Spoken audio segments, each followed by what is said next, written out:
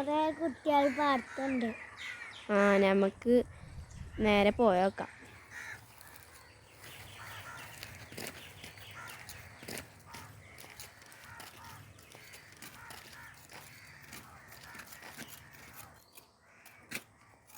എന്താ പെങ്ങളാട്ടണു?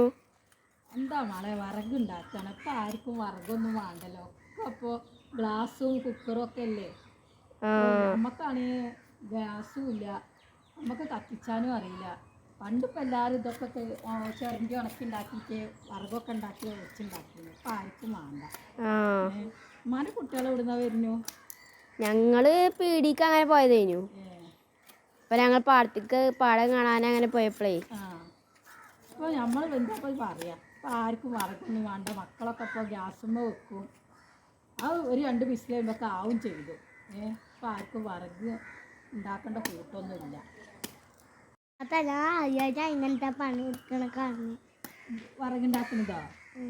താത്താൻ്റെ കുട്ടിയിലൊന്നും കണ്ടിട്ടില്ല.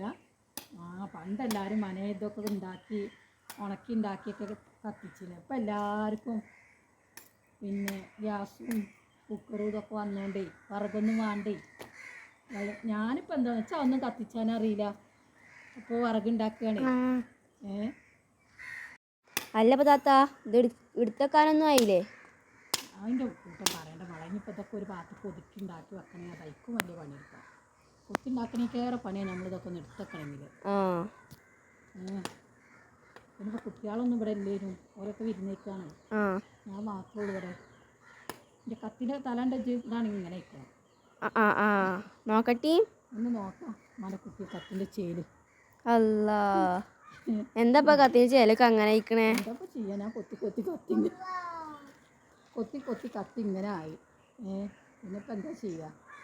ഇനിയിപ്പോൾ എന്തായാലും ഇപ്പോൾ ഇതൊക്കെ എടുത്തതൊക്കെ ഒരു ഭാഗത്തേക്ക് വെക്കണ്ടേ. ഓളിപ്പോൾ ഇനി എന്നാൽ 2 ദിവസം കഴിഞ്ഞിട്ട് വരികയെന്നാവും. ഓട് പെട്ടെന്ന് വരാൻ പറഞ്ഞാളി. ഓരൊക്കെ ഇപ്പോൾ കുട്ടികൾക്ക് സ്കൂളില്ലാത്തപ്പോഴല്ലേ വിരുന്ന് പോകാൻ പറ്റുള്ളൂ. പിന്നിപ്പോൾ എന്താ ചെയ്യുക? എന്ത് ചെയ്യാനാ, വിധിയല്ലേ. എന്താ ചെയ്യുക? നമുക്കാണെങ്കിൽ ഒന്നും എടുക്കാനും അറിയില്ല, വയസ്സായില്ലേ. അല്ല മക്കളെ, നിങ്ങൾ ഈ ഐസും കൈക്കെ പിടിച്ചായി വർത്താനം പറഞ്ഞ് നിൽക്കണേ, അല്ലെങ്കിൽ അത് തിന്നി മക്കളെ.